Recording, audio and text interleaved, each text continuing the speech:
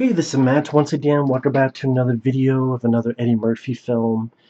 And this one is a flick that I know there's quite a few fans of this, so this will be a controversial opinion. But Life from 1999, I never cared for, and still don't care for it.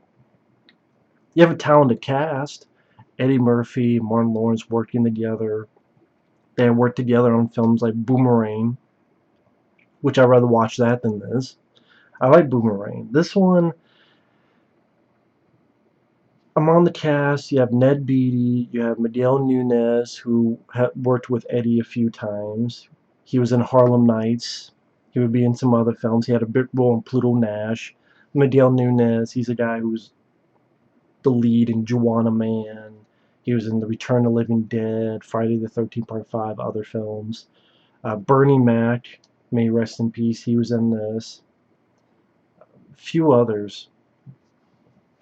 And Ermey, may he rest in peace, he has a role in this. So you have capable cast. The director, I believe he did The Ref with Denis Leary. I like that film quite a bit. I think it's one of Denis Leary's better performances. The Ref is fun. The Ref is funny. This one is about as funny as fuck. This movie's almost more depressing than Seven. I was going to say more depressing than the Shawshank Redemption, but by the end of the film, it's an upbeat movie. You know, Tim Robbins and Morgan Freeman meeting together. It's sweet. It's nice.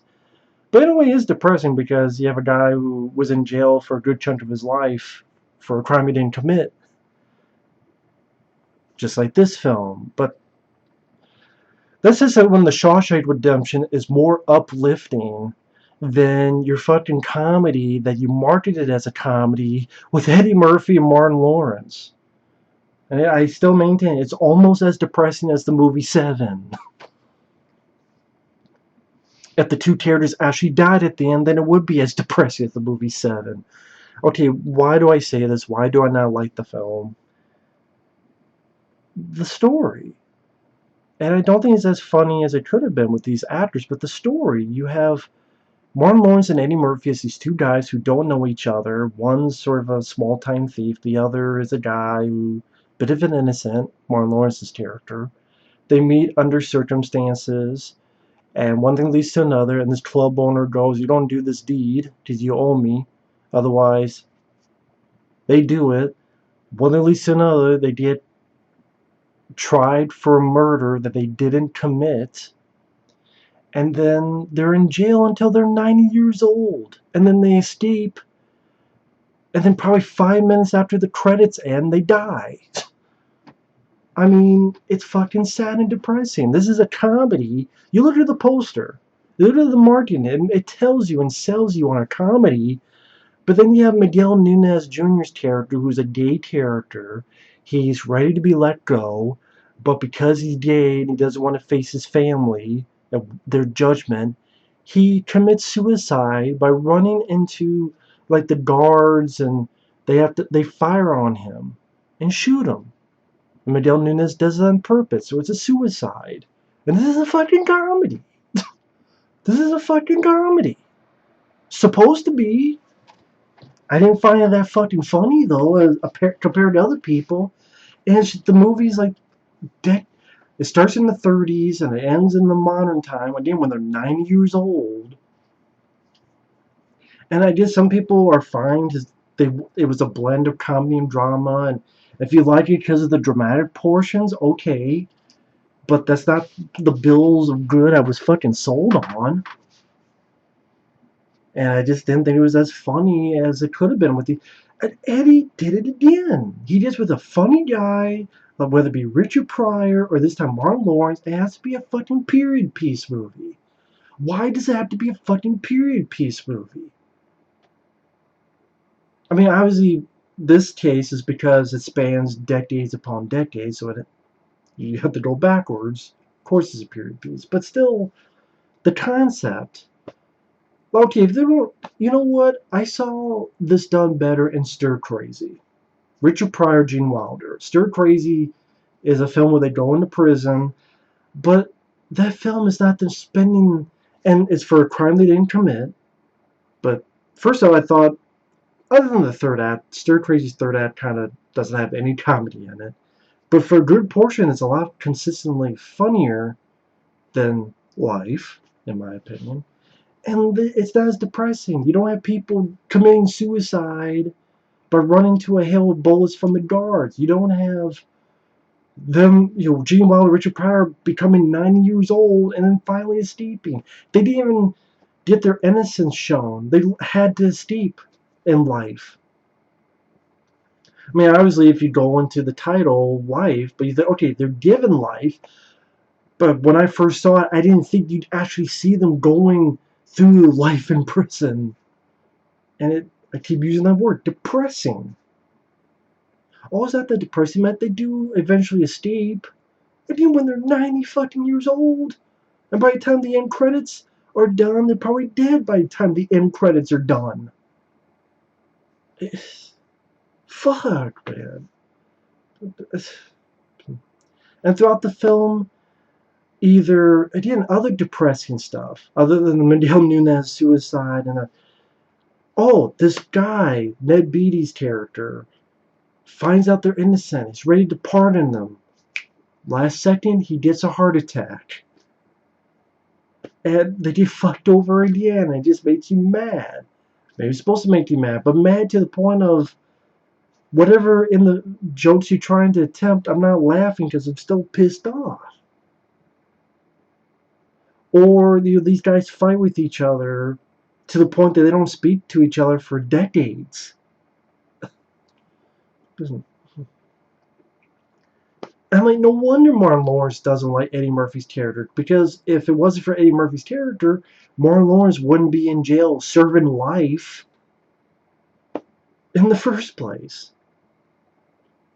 And, people they meet, whether it be Bertie Mac or these other people, there's this one character who's mute, and this other group wants him to get out of prison and be part of this baseball team. And Eddie Murphy and Martin Lawrence are like, well, we can help you communicate with this guy because he can't talk and such. So let us get out too. That doesn't end well. So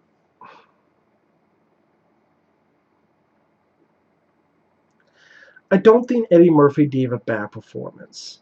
I don't think Martin Lawrence gave a bad performance. Like I said, you have a good set of actors. Ermey is the older guy of this younger sheriff who helped fuck over our two lead characters. And Ermey's about ready to kill our characters, and Ned Beatty saves them.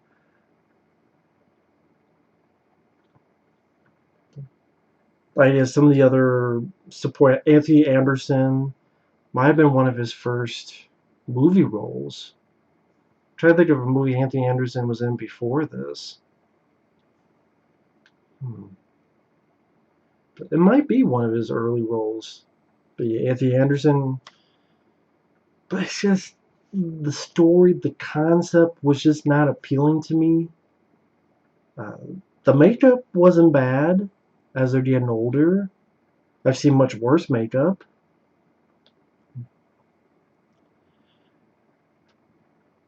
And if people liked it because they didn't want a typical generic flick, okay, but in a way I did want a more typical generic flick in this style.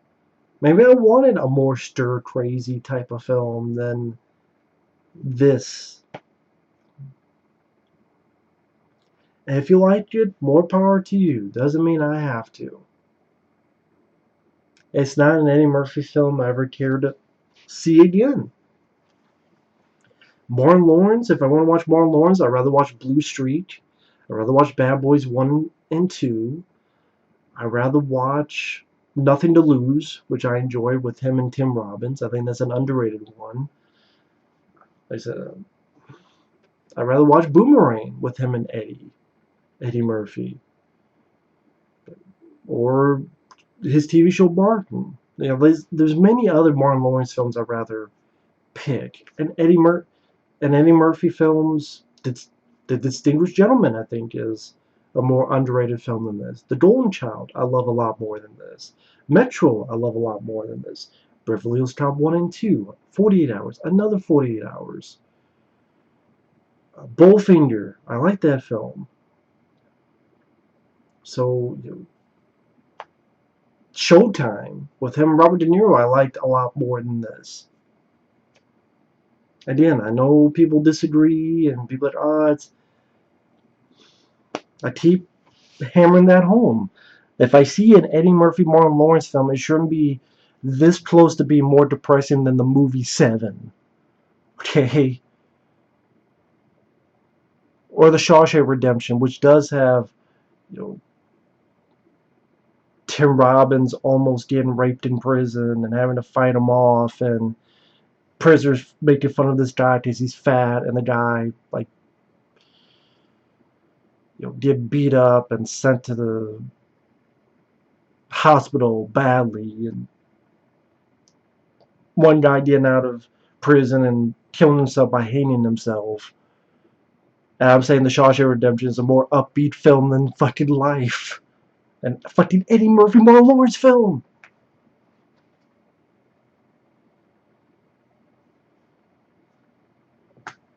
But that's just my opinion. But thanks for watching. Take care. And stay tuned for more videos later.